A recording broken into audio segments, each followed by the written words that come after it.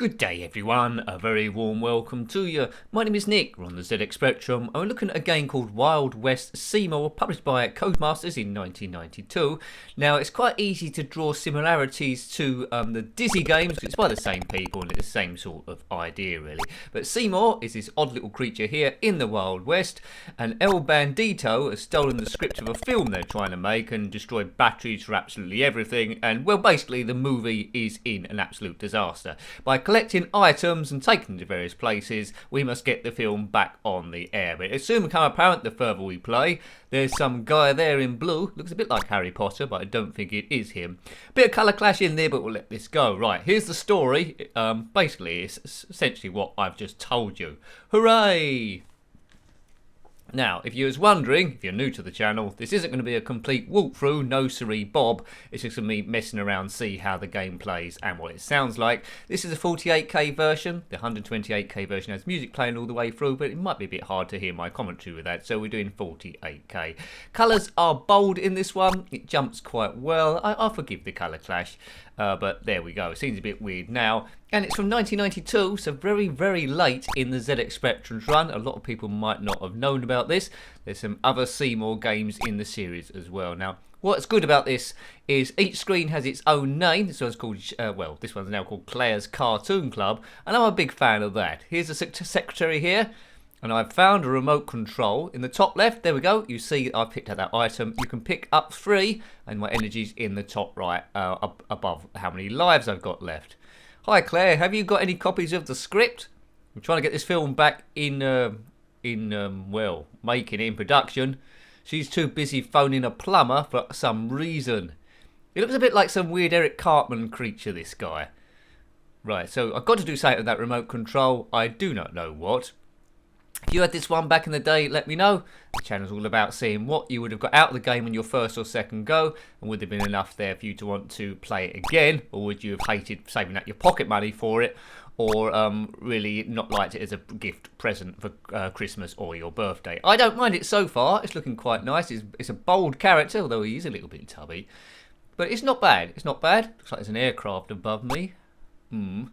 So yes, it's a bit of trial and error this one. I'll switch this remote control on. Yikes, what have I done? I don't know. What have you done?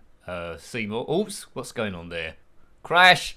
Planes crashed into the side. That must be something to do with the game. I found a microphone as well. Yes, now if you complete this game back in the day, you're probably screaming at the screen what I should do next. But let me remind you again, it's not that kind of a channel.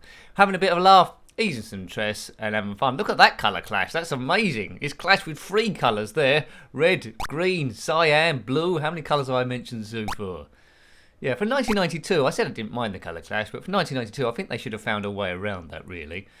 I prefer the Dizzy games by Codemasters, but you know, this could easily have been a Dizzy game, but they decided to use the Seymour name. Gave it a bit of variety, I suppose, but yeah, Dizzy's the one that you'll remember. Right, I keep picking up these items and dropping them again. It's a scrap of charred paper. I think that's got the code onto some kind of safe somewhere. Would I have played this a lot? I don't think so.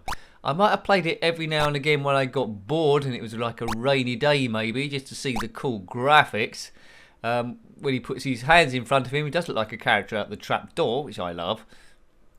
It's well put together, it's well graphics, but I feel that I've seen it before. By 1992 I was playing 16-bit games on the Commodore Amiga, so a bit late to the party this one. It's okay, looking back on it and what it does. It's just that there was many other games that come before it that filled the gap and did similar to what this thing is doing. But you know, it's coded well, looks good. Nice game, but not many people would have heard of it. Dave's Office. If you are Dave and this is your office, then comment in the comment section below. If you're watching these live as they go up, there tends to be 2 ZXspectrum games that go up every Saturday. And if you want to see, well, a whole feast of ZXspectrum game reviews and mucking about like this, there's and the playlists on the channel, there's a ZXspectrum playlist, funnily enough, and if you want to watch all them, it'll probably take you, well, you probably need a good couple of weeks off work, I think. We've reviewed over 700 games. Hooray!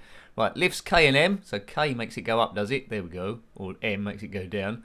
So we're up in the lift, we're getting somewhere, I think. Got 3 items, a remote control, a microphone, and that charred bit of paper. Right, we're through here. So there's a few bits and bobs. Can't go anywhere else. So back through the door. Looks like there's a white disc thing down there. Don't know what those two bits are there. Red and a blue lever. I found a spotlight. Don't know where that goes. Somewhere clever. Colour clash in cyan and dark blue and yellow. And white. It's doing all the colours here. Keep going on about the colour clash. I won't bother. I think I must be because I keep mentioning the thing. Notice when he falls off a platform, his hat goes up ever so slightly. A bit of inertia there, so that's quite good from a point of view. But yeah, it's a little bit better with the 128k music, I suppose, going on. I wonder what this switch does. It turns the light off. It's a light switch. Don't get much more exciting than this. Hooray! If you are a light switch, then comment in the comment section below. When it comes to big character games, my favourite one will have to be the Trapdoor with Burke. Much better than Trapdoor 2 Through the Trapdoor. If you don't know that game, you'll have quite a lot of fun with it. Based on the kids' claymation or plasticine animation series back in the day. Seymour did not have his own show, as far as I'm aware. I'm trying to think of the other Seymour games. We haven't reviewed them yet, but might come to those. Quite a lot of games in the Dizzy series, of course, and side games, as well as the Monty Mole series, which we also had a look at. But eventually, I think, or maybe, we would have reviewed everything ever if I lived to be old enough. Or if the channel survives. Hopefully it does. So if you're watching this and you haven't already, please consider subscribing. YouTube is a very, very, very competitive place.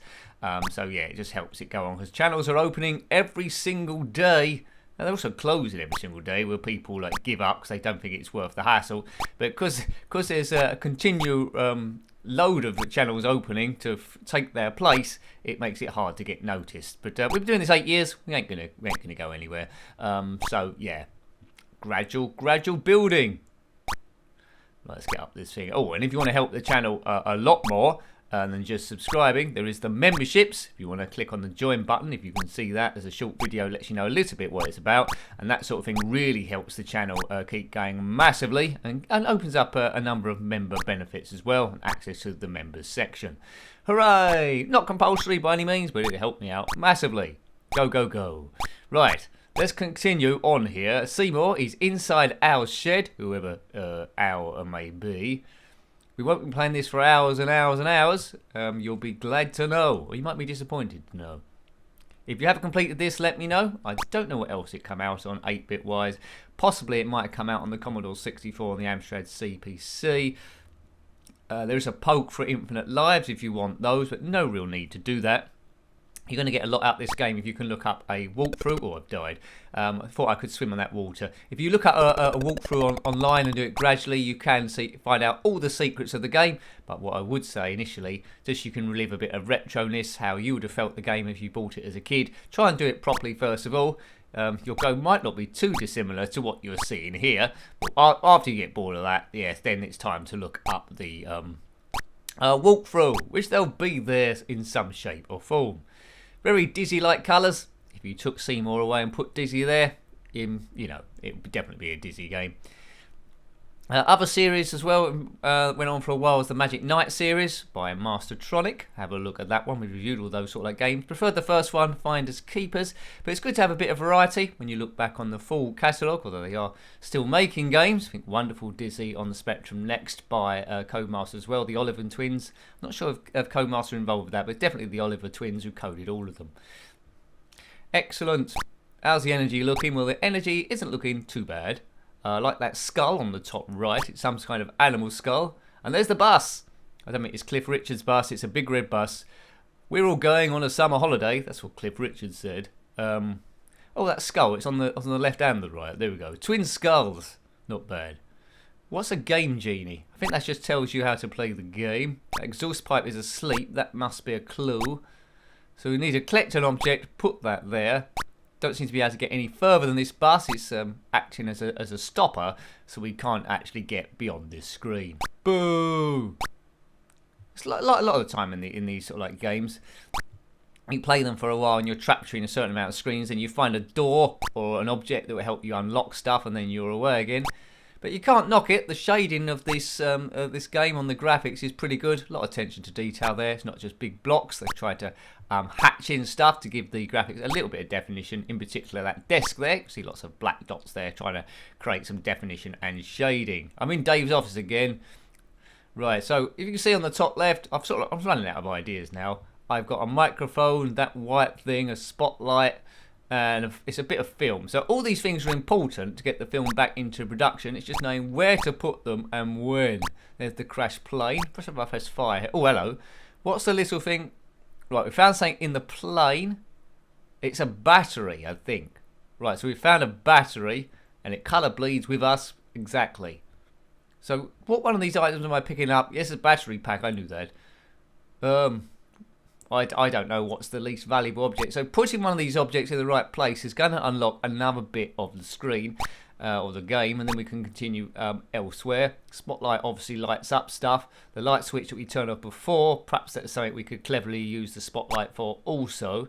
Who knows? You probably know. I do not know. So overall, it's interesting, this game, but I wouldn't have put in the time.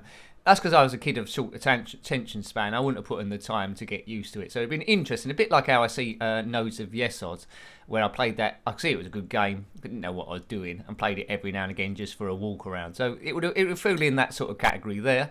Although I think Nodes of Yes Odds was a few years earlier than this particular one. Right, so that's it. Looks like the flag of Italy there. Green, white, red. Don't know if that's any relevance. Two red switches in that like table bathtub thing above. I don't think we can hit them. We don't need the remote control from earlier on.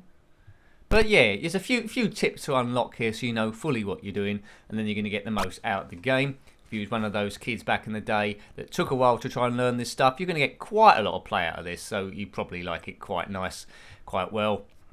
Got a bit of definition there, but I don't think I'm going to get any further than I am doing. So what we'll do, we'll leave it there. Hope you liked having a look at that one. There's West Seymour, published by Codemasters in 1992. If you've got any comments about this game, similar games, or anything retro, or indeed any other stories about Seymour, then please put them in the comments section below. You're always more than welcome, and I love reading your comments. Until next time, take great care of yourself, and a very fond goodbye. Goodbye.